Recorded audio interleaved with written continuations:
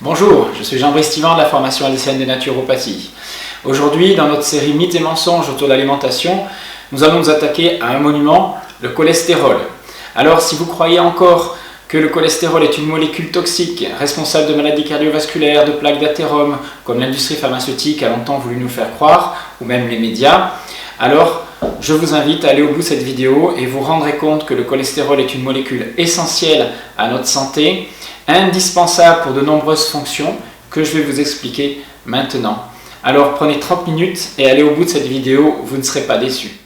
Voilà, j'ai voulu appeler cette conférence « Le cholestérol, le mensonge nutritionnel du XXe siècle » parce qu'il est un des plus grands mensonges, effectivement, depuis 15 ans, mais qui est en train de venir d'émerger et d'être mis en cause. Si vous observez la couverture de Time Magazine, vous apercevez que de 84 à 99, la vision que l'on a du cholestérol a beaucoup évolué. Alors, dans cette conférence, il s'agit de comprendre pourquoi le cholestérol est devenu l'ennemi public numéro 1, qui a décidé que c'était une molécule dangereuse. Nous verrons, nous, en quoi cette molécule est essentielle à la vie, au maintien de notre santé, et qu'elle n'est absolument pas responsable des maladies cardiovasculaires, comme on a pu le faire croire pendant des années. Nous verrons aussi le rôle des statines. Alors, le cholestérol, c'est quoi ? Eh bien, c'est une molécule qui est synthétisée par tous les animaux de la planète. Synthétisée, ça veut dire que c'est nous qui le fabriquons. Notre foie, notre intestin, notre cerveau ont besoin de fabriquer, enfin, ont une fonction, c'est celle de fabriquer ce cholestérol. Et si déjà on le fabrique, c'est peut-être qu'il y a une raison et que c'est une molécule nécessaire à notre organisme. Alors, il peut s'accumuler dans les surrénales, dans le système nerveux, dans le foie, il est libéré par la bile et on le trouve bien sûr dans tous les aliments d'origine animale. Notre cholestérol est d'origine alimentaire à peu près à 30%, sauf si vous êtes végétalien bien sûr, puisqu'à ce moment-là, vous n'absorbez pas de cholestérol. Donc on verra que le corps est obligé de s'adapter en fabriquant davantage. Cette fabrication sera faite davantage par votre intestin ou votre foie et vos cellules cérébrales puisqu'elles en ont besoin. Alors on va voir que l'élimination du cholestérol est quelque chose de très réglé, très organisé. C'est le foie qui est chargé de cette élimination via la bile.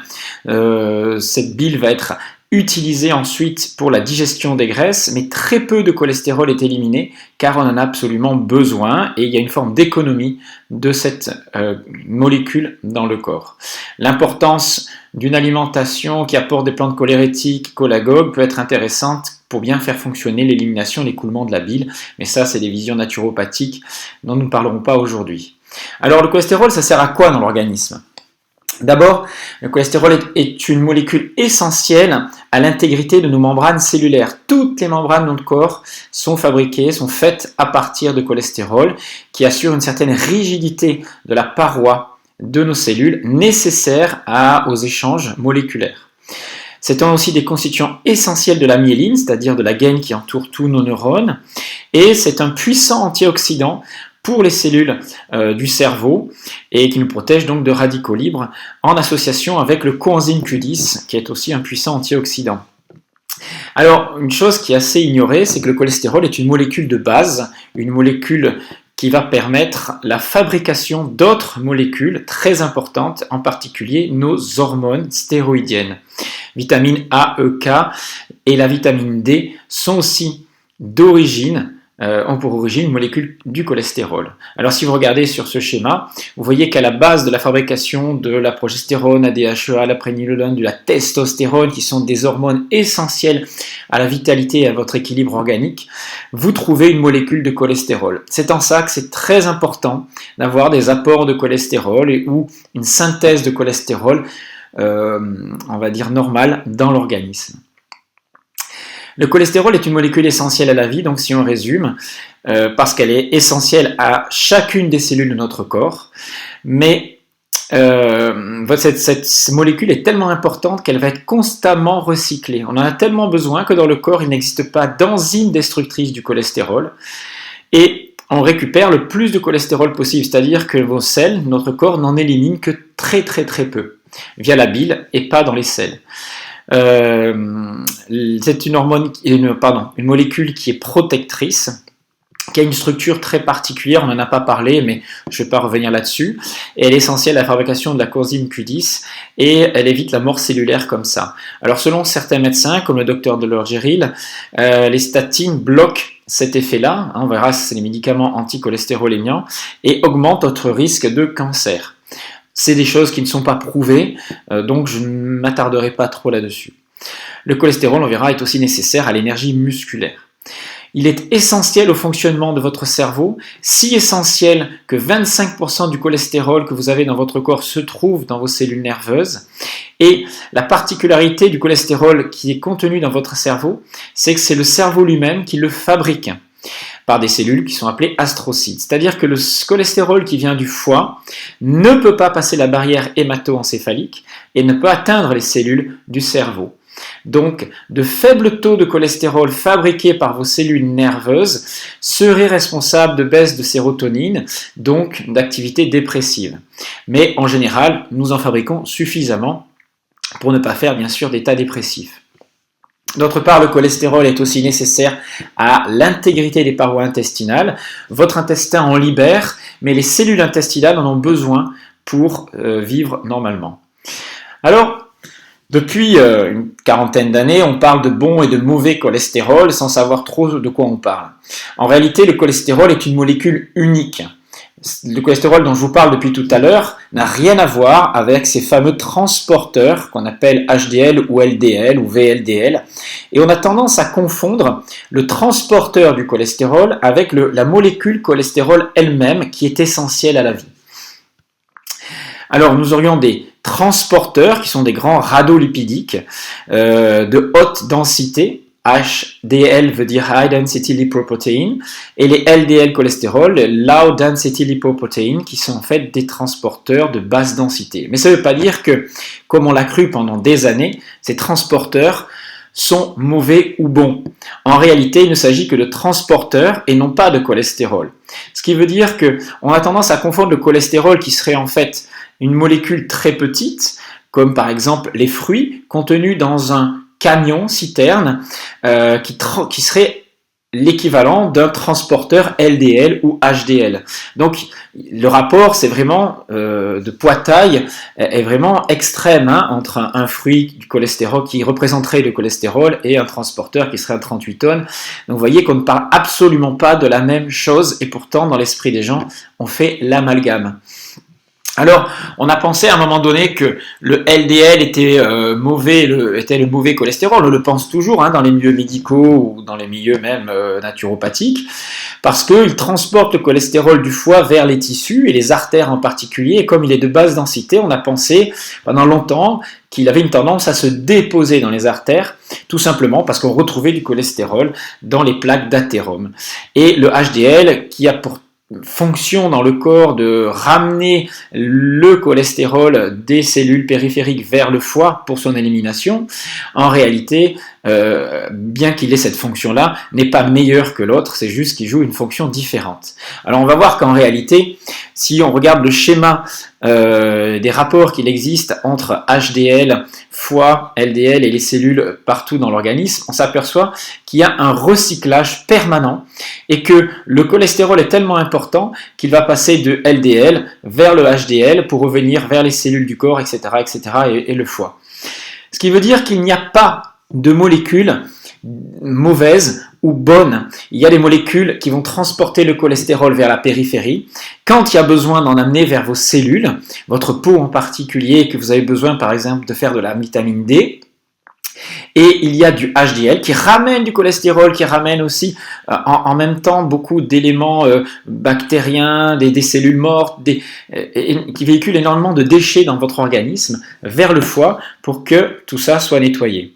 Donc si vous abaissez artificiellement le taux de LDL, comme on essaye de le faire en prenant certains médicaments, l'organisme ne sera plus capable de fournir la quantité de cholestérol nécessaire à vos cellules en périphérie, par exemple pour la peau. Et comme vous avez vu que ce cholestérol est essentiel pour fabriquer la vitamine D, qui est un stérol, je vous rappelle que la vitamine D n'est pas une vraie vitamine, c'est plus une hormone qu'une vitamine, qui est fait à base vraiment de cholestérol. qui est fabriqué bien sûr grâce au soleil, eh bien vous fragilisez votre peau, vous fragilisez aussi vos os, vous risquez des des troubles cardiovasculaires et une baisse de la libido avec des risques de démence, puisque lorsque vous prenez des médicaments anticholestérolémiants, vous atteignez les cellules nerveuses qui fabriquent le cholestérol et vous empêchez cette fonction-là. Alors, l'accroissement de la mortalité à cause de faibles taux de cholestérol a été mis en évidence, a été suffisamment sérieuse pour que certaines études essaient de comprendre l'importance du cholestérol face à la mortalité. Et les preuves émanant de multiples sources, alors je vous en ai mis une là, mais ce n'est pas la seule, ont montré que de faibles taux de cholestérol dans votre corps augmenter vos chances d'accident hémorragique cérébral, de maladies respiratoires, digestives, voire de mort violente. Alors en France, il y a 6000 hommes qui ont été étudiés et on s'est aperçu que le risque de décès chez les insuffisants cardiaques, donc on a pris des sujets à risque, était 2 fois plus élevé chez ceux ayant des taux de cholestérol plus bas. Ça veut dire que si on se référait à cette étude-là, le fait d'avoir des taux de cholestérol suffisamment hauts sont protecteurs et non pas, comme on l'a cru pendant des années, des facteurs de risque. La référence de l'étude, elle est là et ce n'est pas la seule. Alors, on a compris que le cholestérol était une molécule essentielle à partir d'une maladie, on appelle le SLOS, qui est en fait une déficience génétique qui donne un déficit enzymatique pour fabriquer du cholestérol. Ce déficit enzymatique et cette chute du cholestérol dans le corps qui n'est pas fabriqué en fait entraîne de gros problèmes immunitaires, sachant que le cholestérol, comme je vous l'ai dit, ramasse toutes les bactéries et les microbes, virus qui traînent dans le sang. Et on a aussi d'autres troubles qui sont importants lorsqu'on a cette maladie, on appelle le SLOS. Donc le cholestérol, vivre sans cholestérol est très très très handicapant. D'autre part, lorsqu'on a une déficience en cholestérol d'origine hépatique, on se retrouve face aussi à d'autres maladies nerveuses, des problèmes de sexualité, troubles de la reproduction ou des troubles vraiment associés à la dépression et au suicide. Donc veillez à soutenir votre foie aussi, qui est quelque chose de très important en naturopathie. Certaines plantes permettent de soutenir la fonction hépatique, mais cela ne veut pas dire que vous fabriquez plus de cholestérol. Il sera peut-être mieux recyclé, éliminé quand il faut, mais attention, même si le foie est un organe central dans l'élimination et la fabrication du cholestérol, on ne peut pas influencer directement sur celle-ci. Alors que se passe-t-il si vous consommez une alimentation riche en cholestérol? Eh bien tout simplement, votre corps va s'adapter en diminuant sa propre fabrication de cholestérol. Mais dans ce cas-là, votre foie va être épargné sur le plan de sa charge à fabriquer le cholestérol. Et l'organisme préfère plutôt être servi que de devoir en fabriquer. Si maintenant vous privilégiez une alimentation pauvre en cholestérol, c'est-à-dire en produits non animaux, puisque le cholestérol ne se trouve que dans les produits animaux, bien sûr, fromage, laitage, viande, poisson, œufs. Donc si vous vous privez de ces aliments d'origine animale, vous vous privez donc de cholestérol, un signal d'alarme donc arrive jusqu'à votre cerveau, et à partir des glucides que vous consommez et une hormone qu'on appelle la HMG-CoA réductase, vous allez fabriquer du cholestérol qui est essentiel à votre survie. Donc une alimentation pauvre en cholestérol et riche en glucides oblige le corps à augmenter la production de cholestérol. Je ne dis pas que c'est bien, je ne dis pas que c'est pas bien, on peut très bien vivre sans apport de cholestérol, mais on augmente la surcharge de travail au niveau hépatique. La régulation, la synthèse du cholestérol est bien sûr quelque chose de très subtil, de très très précis, qui dépend de nombreux paramètres, bien sûr les apports alimentaires, la régulation des flux biliaires, etc. Je ne rentrerai pas dans ce détail-là. Alors, quand est-ce qu'a commencé le mythe, le début du mythe de ce fameux cholestérol, soi-disant mauvais pour la santé? Alors des chercheurs ont donné à manger à des protéines et du cholestérol, donc beaucoup d'aliments gras animaux, à des lapins, donc des herbivores, et ils sont aperçus que le cholestérol sanguin atteignait des chiffres jamais vus chez l'homme. Donc ces animaux, ces herbivores avaient des taux très très très élevés de cholestérol, mais ils n'avaient jamais de plaques au niveau artériel, parce qu'on essayait de prouver que le cholestérol était responsable de déplots de plaques d'athérome et de maladies cardiovasculaires. Mais on n'aboutit jamais à des pathologies cardiovasculaires, c'est-à-dire que ces animaux avaient des accumulations de graisse dans le foie, les reins, les yeux, perte de fourrure, etc. Mais ils ne mouraient jamais de maladie coronarienne. Ils mouraient d'appétit, ce qui est normal pour un herbivore que l'on bourre de protéines et de graisses. Par contre, si on fait la même expérience sur des carnivores, en leur faisant ingérer ce qu'ils mangent habituellement, bien sûr, beaucoup de viande, d'aliments très riches en cholestérol, on n'observe absolument pas d'élévation du cholestérol sanguin.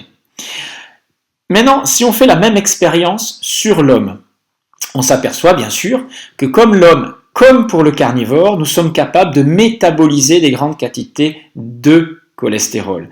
C'est-à-dire que nous sommes capables de le transformer, de l'utiliser et de l'éliminer si besoin, voire de limiter son absorption si nous en avons suffisamment.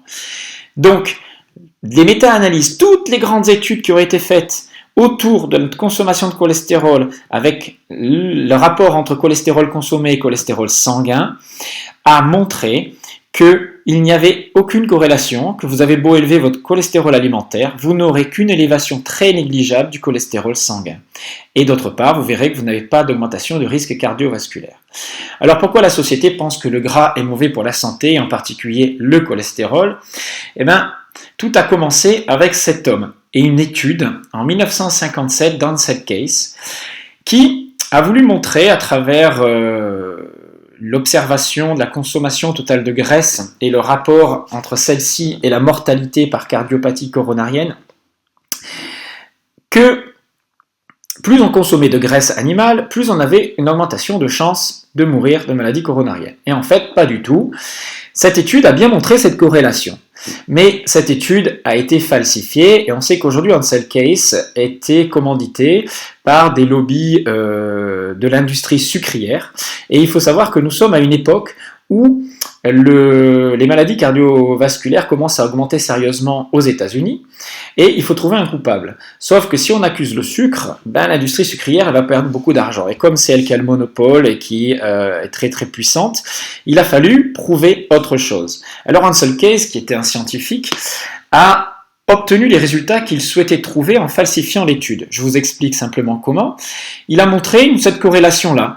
Voilà, donc en prenant 6 pays, on observe que dans ces 6 pays, plus vous consommez de graisse animale, plus vous augmentez vos chances de pathologie cardiovasculaire. Donc il a simplement pris des chiffres, ce que mangeaient les gens, et la quantité de gens qui mouraient de maladie coronarienne. Sauf que ceci n'est qu'une corrélation. C'est-à-dire que si on fait la même chose avec d'autres études et d'autres facteurs, on va s'apercevoir, par exemple, comme ici, dans cette courbe, que si vous consommez beaucoup d'appareils radio ou télévision par rapport à d'autres personnes qui en disposent de moins à la maison, vous augmentez aussi vos chances de maladie cardiovasculaire. C'est-à-dire qu'il y a une corrélation exacte entre le nombre d'appareils que vous avez chez vous et vos risques de mourir d'une maladie cardiovasculaire. Donc ça a été fait, cette étude-là ne montre pas, ne doit pas prouver, ne peut pas prouver que avoir une télévision augmente vos risques d'avoir une cardiopathie.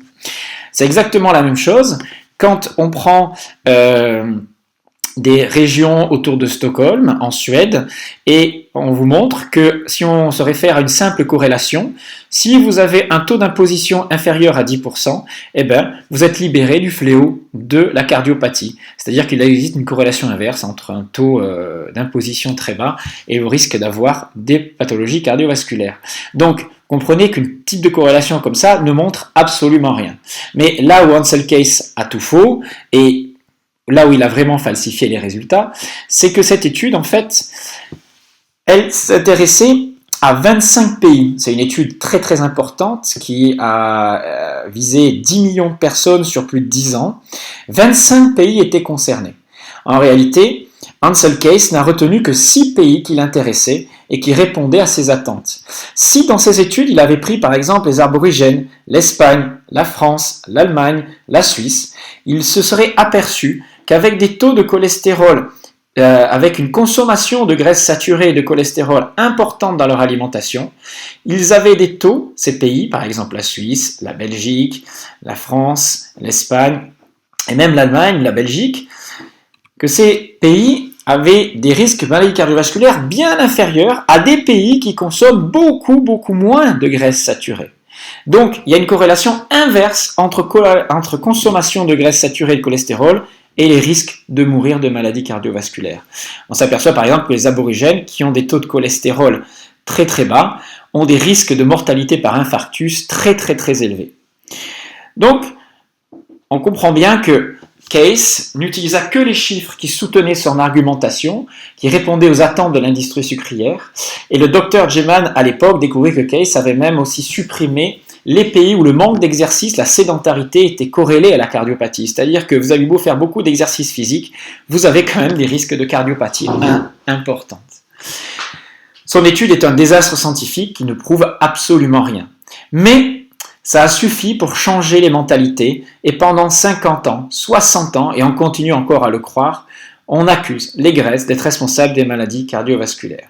Alors, attention à toutes ces études épidémiologiques qui font l'amalgame entre corrélation et causalité.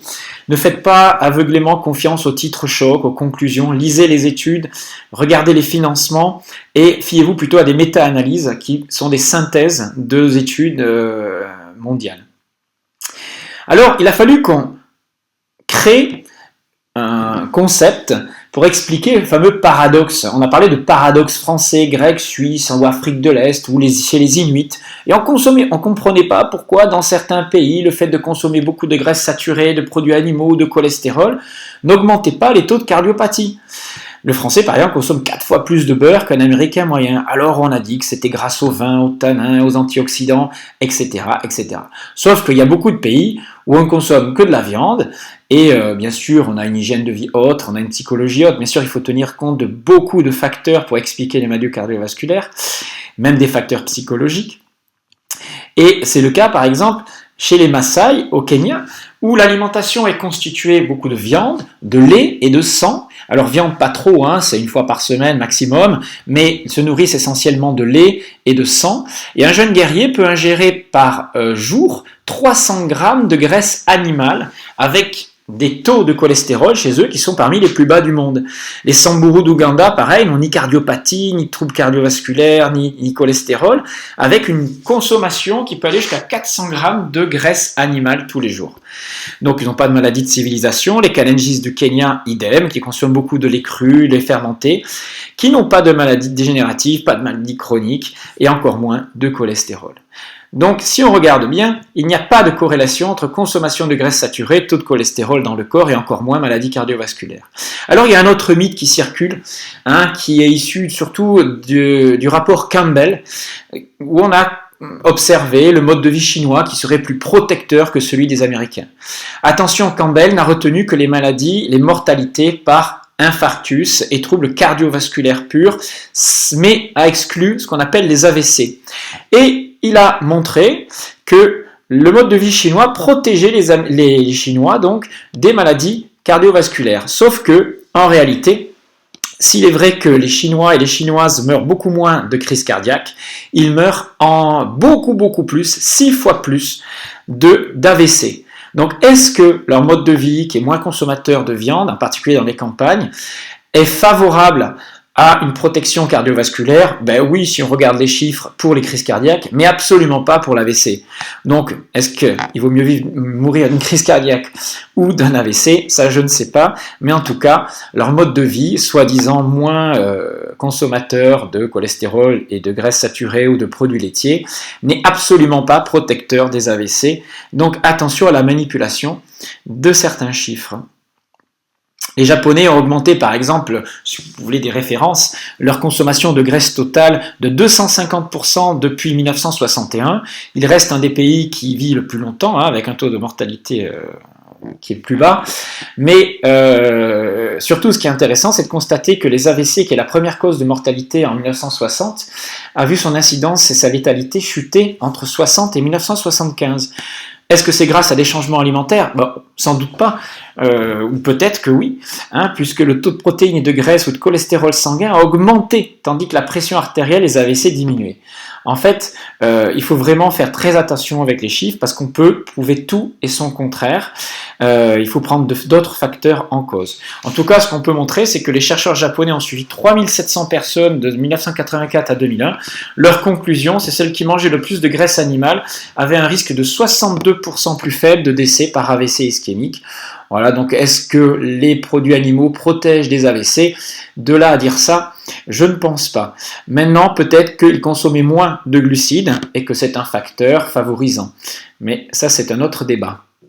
L'étude de Framingham, qui a débuté en 1948, qui a suivi pendant 30 ans 5000 personnes, a eu pour conclusion, l'une des conclusions par les scientifiques ici, comme Colpo, William Castelli, que pour chaque baisse de 1 mg par décilitre par an de taux de cholestérol durant les 14 ans, il y eut une augmentation de 14% de décès cardiovasculaires et 11% de la mortalité durant 18 ans de personnes suivies. Donc ça veut dire qu'à Framingham, plus on ingère de graisse saturée, plus on ingère de cholestérol, plus on ingère de calories, plus le taux de cholestérol sérique est bas. Voilà la conclusion de ces études qui sont cachées, qui ne sont pas révélées au grand public, mais qui existent, vous pouvez aller les chercher, elles sont en référence partout. En réalité, ce qui se passe, c'est qu'en ayant une alimentation riche en cholestérol, en graisse, vous retournez à une alimentation proche du régime ancestral, vous diminuez la quantité de féculents, de sucre en particulier, et vous augmentez les chances de durée de vie, puisqu'on va vers une alimentation plus, on va dire, orientée vers ce pourquoi l'homme est physiologiquement fait, j'en ai parlé dans d'autres vidéos. Alors, comment les chiffres ont été créés autour du cholestérol? On vous explique qu'il ne faut pas dépasser 2 grammes par litre de cholestérol total. Alors, je vous rappelle que ces chiffres concernent que les transporteurs LDL, HDL, qui n'ont rien à voir avec votre taux de cholestérol au niveau cellulaire. Donc déjà, on est complètement à côté de la plaque. Ensuite, on vous dit, voilà, il faut que votre taux de HDL soit pas, il y a un rapport entre LDL et HDL de 1 sur 4, donc il ne faut pas dépasser 1,6, etc. En réalité, tout ce que cela signifie, lorsque vous augmentez votre taux de LDL, c'est-à-dire les transporteurs qui partent du foie vers la périphérie, ça veut simplement dire que votre corps fabrique des graisses, des triglycérides, du cholestérol, il en libère pour les acheminer vers la périphérie. Mais qu'est-ce qui fait que vous fabriquez des triglycérides, du cholestérol? C'est peut-être que vous en avez besoin, mais si ces taux-là augmentent vraiment, c'est sans doute et surtout lié à la consommation de glucides. Il faut savoir qu'à chaque fois que vous consommez des glucides, que ce soit des féculents, des sucres industriels, des fruits, etc., vous fabriquez du gras. Et ce gras, à un moment donné, doit être libéré du foie pour être transporté en périphérie. Donc, ce sont des chiffres indicatifs, si votre taux de LDL augmente, qui prouvent que vous avez besoin de stocker des graisses en périphérie. C'est tout. Ça ne veut pas dire que, ça peut peut-être dire que vous avez une stéatose hépatique, que votre foie travaille beaucoup, que vous consommez beaucoup de glucides, ce qui ne veut pas dire que c'est bien en soi, mais ça n'est pas un signe de risque cardiovasculaire, même si il faut les associer à d'autres critères pour voir que ça peut en être un quand même.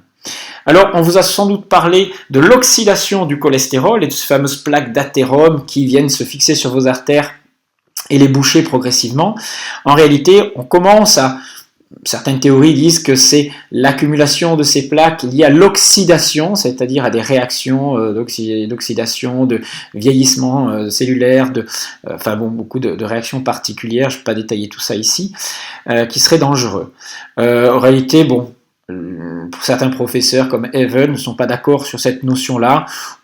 En tout cas, on va voir qu'il existe une corrélation entre une certaine variété de LDL que l'on appelle alors ce sont des molécules à phénotype B qui augmentent le risque athérogène. C'est-à-dire que si vous avez une variété de LDL, de low density lipoprotein, donc des transporteurs de basse densité de phénotype B, vous avez des molécules qui sont plus facilement oxydables, donc censées se déposer et créer des bouchons au niveau artériel.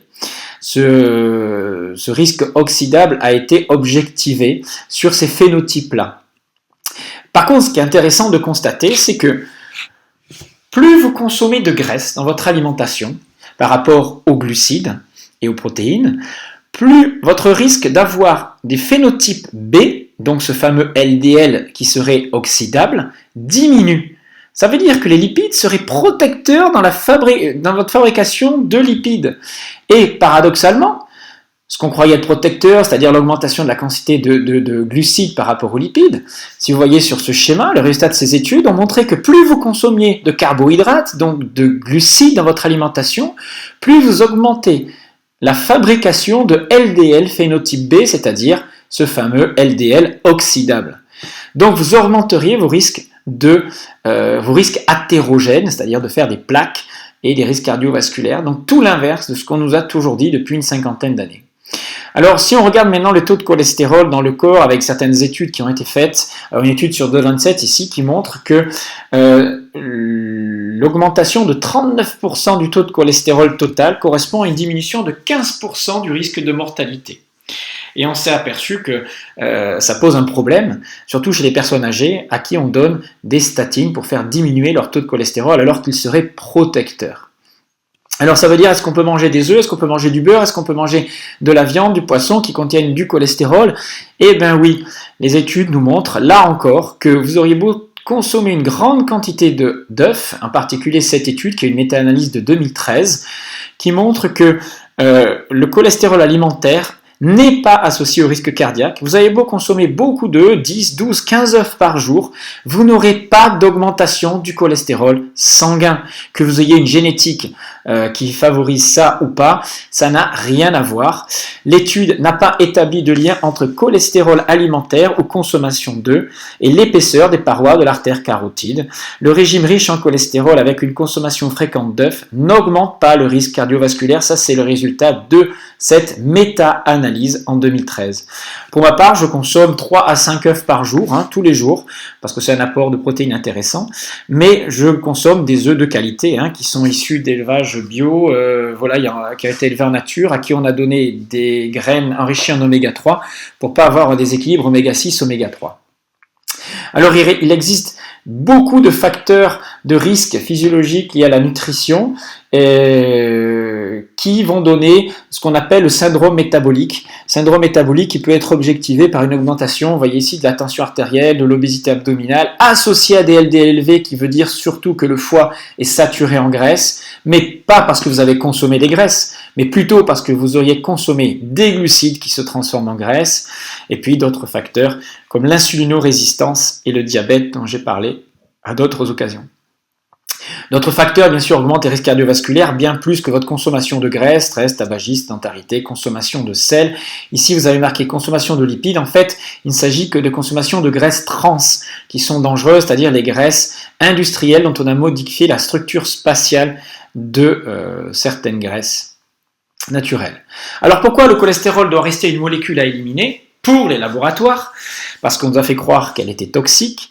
Eh bien tout simplement, c'est parce que le médicament qui rapporte le plus à l'industrie pharmaceutique à l'heure actuelle, ce sont les statines, les anticholestérolémiants, qui, soit dit en passant, comme vous allez voir, ont été mis sur le marché à partir d'essais cliniques truqués, qui n'ont rien prouvé sur leur effet protecteur, et les études de pharmacovigilance ont été négligées, c'est-à-dire qu'on ne tient pas compte à l'heure actuelle encore des retours des malades, bien que ce soit en train de bouger.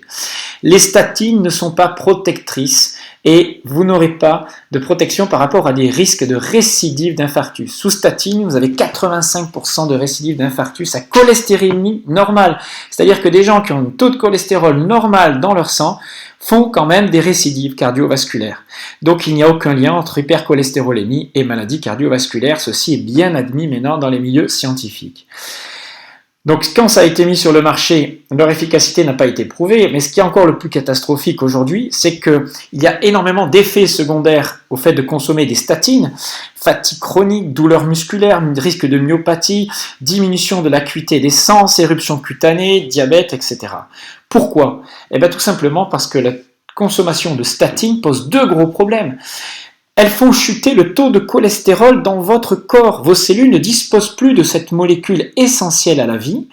Et ce que la plupart des gens ignorent, c'est que les statines vous exposent aussi à davantage d'inflammation dans votre corps, ne vous protègent pas de certains radicaux libres. Et l'inflammation est souvent associée à des pathologies, au risque cardiovasculaire. Donc, non seulement les statines ne soignent pas, mais elles augmentent le risque d'autres pathologies. Elles font chuter le cholestérol, et par-delà, qui normalement favorise la synthèse de vitamine D, donc, et lutte contre l'inflammation. Vous savez que cette fameuse vitamine D, donc on vous dit de prendre tout l'hiver, là, eh ben, vous en fabriquez beaucoup moins à cause de ces statines. Le cholestérol favorise la production de vitamine K2 qui empêche des calcifications artérielles. Donc, en prenant des statines, vous favorisez ces dépôts qui sont dangereux. D'autre part, vous n'êtes plus protégé sous statine par cette fameuse coenzyme Q10, vous êtes carencé et c'est votre muscle cardiaque qui risque d'en pâtir. Pourquoi? Parce que cette coenzyme Q10 est le moteur de la mitochondrie, de la cellule énergétique, de la partie énergétique de vos cellules qui nourrissent vos muscles et votre cœur. Donc vous vous épuisez beaucoup plus rapidement. Et c'est paradoxal parce qu'on vous dit de faire de l'exercice physique pour vous protéger, qui est sans doute la technique essentielle, la plus protectrice des maladies cardiovasculaires. Mais derrière, on vous donne une molécule qui vous empêche de faire de l'exercice physique. Donc c'est un petit peu paradoxal. Donc voilà tout ce qu'entraînent les statines. Elles sont responsables à l'heure actuelle de problématiques cognitives, de troubles même Parkinson, selon certaines études. Elles seraient impliquées dans cette déficience neurologique, et puis une toxicité musculaire bien connue. Alors, je ne vais pas vous lire toute l'étude, mais Psychomédia, publié 30 juin 2010, une étude montrant un rapport entre la fabrication de sérotonine dans votre corps, la diminution de sérotonine suite à la consommation de statine. Mais attention, ce sont des études qui ont été faites sur les animaux, et moi je ne suis pas trop pour ce genre d'études, elles ne prouvent pas grand chose. Ceci dit, en tout cas, elles objectivent que les statines ont une influence sur les neurotransmetteurs cérébraux. En tout cas, d'autres études ont montré en 2014 en France et en Angleterre qu'il y a une influence des statines sur la résistance à l'insuline, donc votre risque de développer des diabètes, enfin un diabète de type 2, suite à une augmentation de cette résistance à l'insuline. En particulier chez les femmes traitées à l'insuline, vous augmentez votre risque de 48% de développer un diabète sous statine. Donc si vous êtes sous statine, pensez à vous supplémenter en coenzyme Q10. L'idéal serait de discuter avec votre médecin pour voir si vous pouvez diminuer les doses, voire les supprimer, puisqu'à l'heure actuelle, on sait que c'est complètement inutile, voire dangereux. Mais dans le cas où vous n'acceptiez pas, vous ne souhaitiez pas les supprimer, puisque c'est quelque chose que vous devez faire avec votre médecin, pensez à vous supplémenter en coenzyme Q10, vitamine D3, vitamine K2 et magnésium. Ce sont des molécules essentielles que les statines ont tendance à limiter. Voilà pour cette vidéo, j'espère avoir été assez exhaustif. Je vous renvoie à des publications, des vidéos très importantes qui vont permettre d'aller beaucoup plus loin dans la compréhension de ce qu'est le cholestérol et l'influence des statines sur votre santé. Les travaux de Dolores Geril, les travaux du professeur Even, et puis cette vidéo que vous trouvez sur YouTube, le cholestérol, le grand bluff, qui est passé sur Arte il y a quelques temps.